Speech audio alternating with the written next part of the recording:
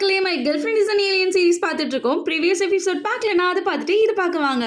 இவ்வளோ அழகா guitar play பண்ற இந்த பையனை பார்த்ததும் இவன்ட்ட எப்படியாவது பேசியே ஆகணும் அப்படின்னு சொல்லிட்டு ஜெயக்கி ரொம்ப வெயிட் பண்ணிட்டு இருப்பா. இவ்வளோ நேரம் அழகா கிட்டார் ப்ளே பண்ணிட்டு பாடிக்கிட்டு இருந்தவனுக்கு திடீர்னு ஒரு கால் வர தெரிச்சு போய் பயந்து ரெஸ்ட் ரூம் ஓடி போறான். இவனுக்கு கால் பண்ணது வேற யாரும் இல்ல, நம்ம ஹீரோ ஃப்ராங்க் தான். ஆக்சுவலி ஃப்ராங்கோ இவனும் ஸ்டெப் பிரதர். இவனோட நேம் லீ. என்னதான் இவங்க ரெண்டு பேரும் ஸ்டெப் பிரதரா இருந்தாலும் ஃப்ராங்குக்கு லீனா ரொம்பவே பிடிக்கும். லீக்கு சின்ன வயசுல இருந்தே ஒரு பெரிய ஆர்டிஸ்ட் ஆகணும்னு ஆசை. அதுக்கான எல்லா ஹெல்ப்பையும் நம்ம ஹீரோ ஃப்ராங்க் பண்ணிக்கிட்டு இருப்பாரு. ஆனா இவனுக்கு இப்ப ஒரு மியூசிஷியன் ஆகணும்னு தான் ஆசை. ஆனா அது ஃப்ராங்குக்கு சுத்தமா பிடிக்காது. எங்க இவனோட ஆர்டிஸ்ட் கனவை விட்டுருவானோ அப்படின்னு சொல்லிட்டு ஃப்ராங்க் ரொம்ப பயந்துட்டு இருப்பாரு. அது மட்டும் இல்லாம லீவே ஃப்ராங்க் ரொம்பவே கேர் பண்ணுவாரு. லீ நீ எங்க இருக்க அப்படின்னு தான் ஃப்ராங்க் கேட்டுட்டு இருப்பாரு. அண்ணா நான் இப்போ உட்காந்து ஒரு இடத்துல டிராயிங் தான் பண்ணிக்கிட்டு இருக்கேன் அப்படின்னு சொல்லிட்டு உடனே கட் பண்ணிடுவான். படா அப்படின்னு சொல்லிட்டு வெளியே வந்து பார்த்தா வெளியில ஃப்ராங்கோட அசிஸ்டன்ட் நிக்கிறாரு. லீயை கூட்டிட்டு போறதுக்காக தான் இந்த அசிஸ்டன்ட் வந்திருப்பாரு. அதே மாதிரி லீய வீட்டுக்கும் கூட்டிட்டு போயிருவாரு. இவ்வளவு நேரம் பொறுமையா வேடிக்கை பார்த்துட்டு இருந்த ஹீரோயின் கண்டிப்பா இவன்ட்ட தான் நம்மளோட அனௌன்சியேட்டர் இருக்கும், இவனை நம்ம பிடிச்சா நம்ம அனௌன்சியேட்டர் நம்ம கிட்ட கிடைச்சிரும் அப்படின்னு சொல்லிட்டு லீயா ஃபாலோ பண்ணி போயிட்டு இருப்பா. கரெக்டா இந்த நேரம் பார்த்து அந்த ரெஸ்டாரண்டோட ஓனர் வந்துட்டு எங்கம்மா தங்கம் நல்லா குடிச்சிட்டு எங்கம்மா போற பணத்தை கட்டிட்டு போ அப்படின்னு சொல்லுவா. கடைசியில பார்த்தா இவ ஒரு கிளாஸ் தான் குடிச்சிருப்பா. ஆனா அந்த மேல் மாடல்ஸ் எல்லாம் இருப்பாங்க இல்லையா, அவங்க நல்லா குடிச்சிட்டு அந்த காசெல்லாம் அப்பா அடிமை சிக்கிட்டா அப்படின்னு சொல்லிட்டு இவ தலையில கட்டிட்டு போயிருப்பானுங்க. அவனுங்க குடிச்சது மொத்தமா சேர்த்தா மொத்தம் 48,000 வரைக்கும் வந்திருக்கும். இதை கொடுத்துட்டு போ அப்படின்னு சொல்லுவா. ஐயோ என்ன தயவு செய்து போங்க விடுங்க, நான் அவனை போய் பிடிக்கணும் அப்படின்னு சொல்லும் போது நீ எவனை வேணா போய் பிடி, அதுக்கு முன்னாடி என் காசு கொடுத்துட்டு போ அப்படின்னு சொல்லும் போது காசா பணமா அப்படின்னா என்ன அப்படின்னு சொல்லிட்டு அவன் மேலேயே மயக்கம் போட்டு விழுந்துருவா. ஐயோ என்னடா இந்த பொண்ணு மட்டையாயிடுச்சு, இப்ப என்னடா பண்றது அப்படின்னு சொல்லிட்டு நைட்டு ஃபுல்லா இவளோட தங்க வச்சுக்குவா.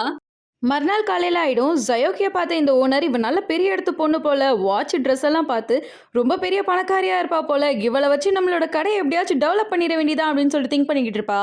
ஜயோக்கி போதையிலேருந்து எந்திரிச்சதுக்கப்புறம் அவளுக்கு சாப்பிட்றதுக்கு பிரேக்ஃபாஸ்ட்லாம் ரெடி பண்ணி வச்சிருப்பா.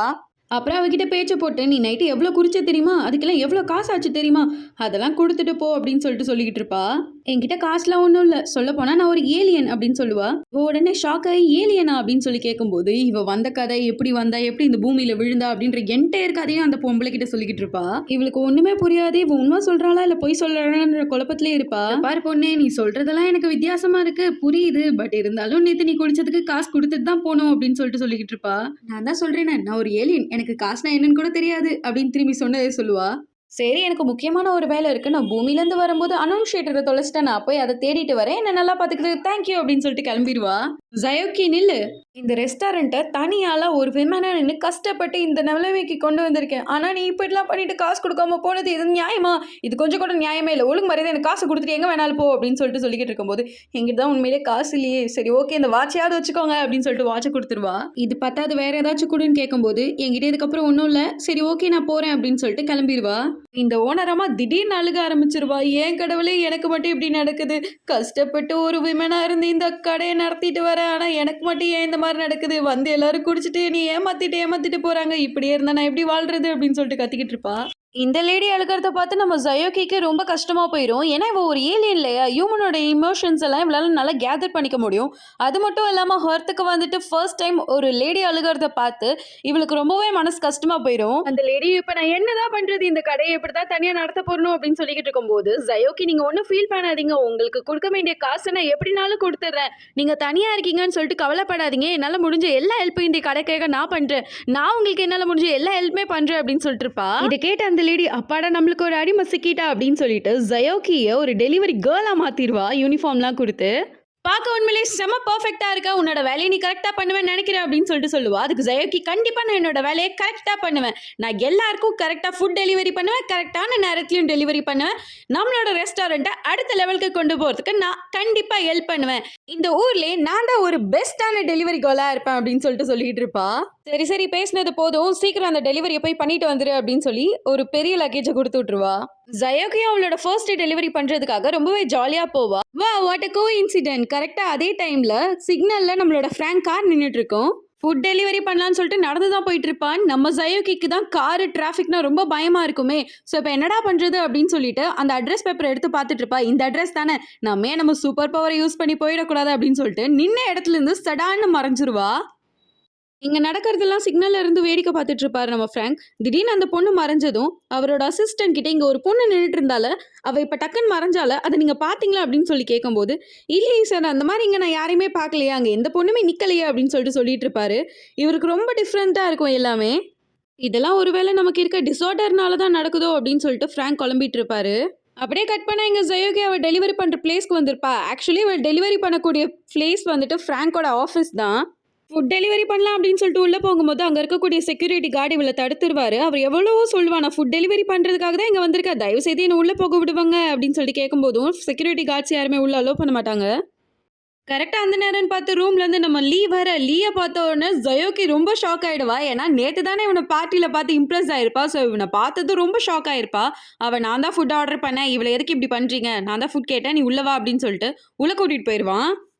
நேத்து நீ தானே அந்த பார்ட்டியில கிட்டார் ப்ளே பண்ணிட்டு சாங் பாடிட்டு இருந்த. நீ உண்மையிலேயே ரொம்ப அழகா பாடிட்டு இருந்த அப்படின்னு சொல்லிட்டு சொல்லுவா. நேத்து அந்த பார்ட்டிக்கு நீயும் வந்திருந்தியா அப்படின்னு கேட்கும்போது, ஆமா அப்படின்னு சொல்லுவா. அப்படியே 2 பேரும் இன்ட்ரோ ஆகிக்குவாங்க.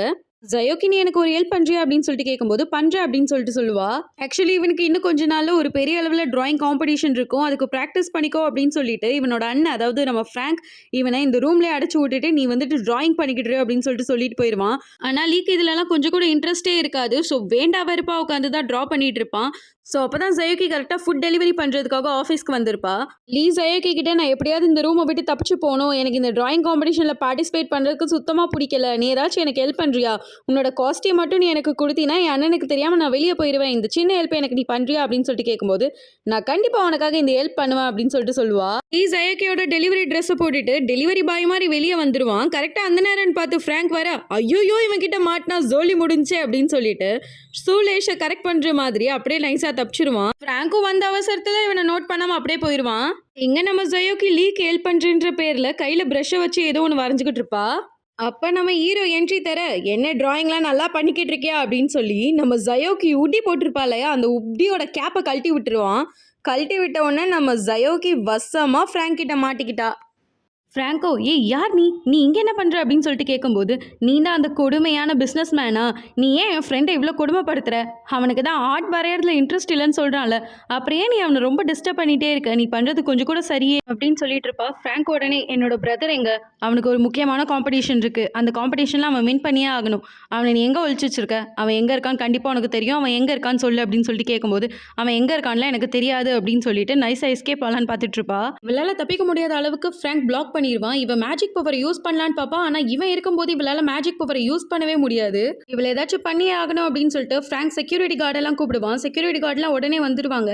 இவளை பிடிங்க அப்படின்னு சொல்லிக்கிட்டு இருக்கோம். வசமா மாட்டிக்கிட்டே இவங்கிட்ட இருந்து எப்படியா தப்பிச்சே ஆகணும் அப்படின்னு சொல்லிட்டு பக்கத்துல இந்த ஃபிளார் வாஷை உடச்சு விட்டுருவா. அப்பா இதுதான்டா கரெக்ட் டைம் அப்படின்னு சொல்லிட்டு அவங்க கண்ணில் மண்ணை தூவிட்டு அங்கிருந்து எஸ்கேப் ஆயிடுவா. இவ டெலிவரி பண்ண ஃபுட்லாம் அங்கே இருக்கும். அதில் ரெஸ்டாரண்ட் பில் இருக்கும். அந்த ரெஸ்டாரண்ட் பில்லில் இருக்கக்கூடிய ரெஸ்டாரண்ட் அட்ரஸை பார்த்துட்டு அவங்க அசிஸ்டன்ட் கிட்ட இந்த ரெஸ்டாரண்ட் எங்கே இருக்குன்னு சொல்லிட்டு சர்ச் பண்ணுங்க அப்படின்னு சொல்லிக்கிட்டு இருப்பான். இங்கே இந்த பார்ட் எண்ட் ஆகுது. வீடியோ பிடிச்சிருந்தா லைக், கமெண்ட், ஷேர் பண்ணுங்க. நெக்ஸ்ட் வீடியோ பார்க்கறதுக்காக இப்பயே சப்ஸ்கிரைப் பண்ணிக்கோங்க. தேங்க்ஸ் ஃபார் வாட்சிங். பை.